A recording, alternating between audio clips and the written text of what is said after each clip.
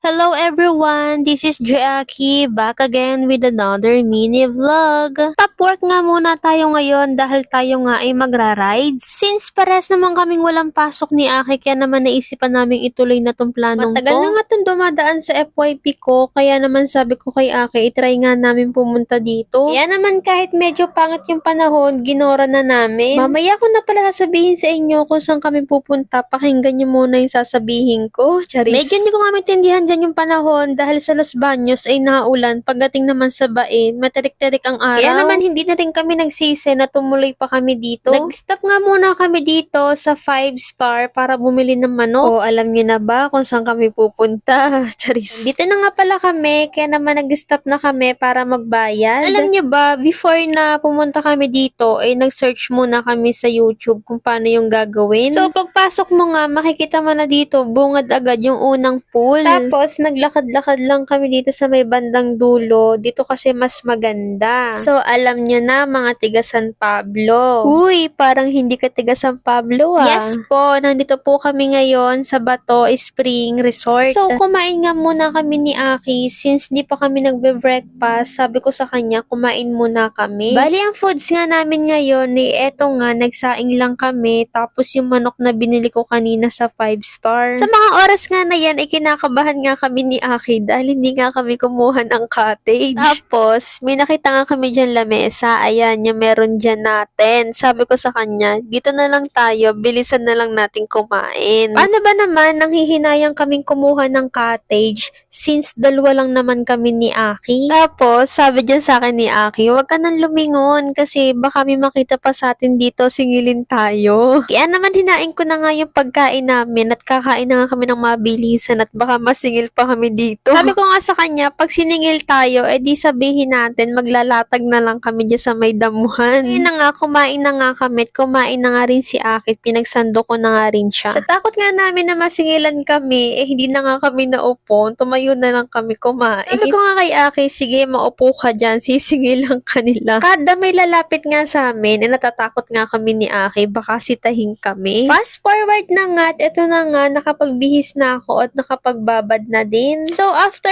that, meron kami dito nakitang mango graham, kaya naman bumili kami ni Aki. After namin kumain, bumalik nga ulit kami ni Aki. Habang inaayos nga ni Aki yung cellphone dyan, ako naman nagbabad na. So, naayos na nga ni Aki yung cellphone sa hindi mababasa, kaya naman nakaligo na din siya habang may nagbibideo sa amin. Isa nga to sa mga struggle kapag meron kang outing, tapos yung cellphone mo, hindi naman siya waterproof, nakakatakot gamitin sa mga ganito. But, thankful kasi merong bato na pwedeng sandalan ng phone na hagip kaming dalawa. I'm so happy pa rin kasi akala ko nga dyan hindi ako makakapag-vlog kasi sabi ko sa kanya walang hahawak ng phone habang naliligo tayo. Kaya naman sabi niya sa akin, siya na daw ang bahala. Sabi ko pa nga sa kanya dyan, sige ikaw bahala. Kapag nalaglag yan, hindi kita ibibili. Charis. Kaya naman patingin-tingin pa rin kami dyan sa cellphone, baka ako malaglag or pag may dumaan, madali. Alam nyo ba, sa loob ng 10 taon namin dalawa ni Aki, first time namin ginawa to na dalawa lang kami. Kadalasan kasi kasama yung pamilya niya or yung family ko. Masaya rin pala yung ganito, yung meron kayong oras sa isa't isa, hindi yung puro na lang kayo trabaho iniisip nyo. Di rin naman masama na minsan, mag-enjoy din naman din tayo. Di na nga tayo pabata dahil tayo nga paedad na. Sabi nga nila, ang pera daw kikitain pa yan, pero yung mga panahon na sinayang ay hindi na natin maibabalik. Charis. Since dalawa pa lang naman kami ni Aki, kaya naman ine-enjoy muna namin dalawa, na dalawa lang muna kami. Iba rin talaga kasi kapag may anak na. Uy, ang dami mo nang sinabi. So, ayan na nga, natapos na nga yung mingming namin, kaya naman nagpalit na rin ako. Dito na nga pala kami sa cottage namin, na mahal pa sa cottage nyo. Tambak nga dito sa top box yung mga gamit namin. O, diba, nakapag-enjoy na, nakatipid pa kami. So, ayan nga, nagme-medyas na nga ako at baka nga maabutan kami ng init. So, ayan na nga, pauwi na nga kami. So far, so good. Nakapag-enjoy naman kami ni Aki, kaya naman see you next vlog. Bye! Mwah!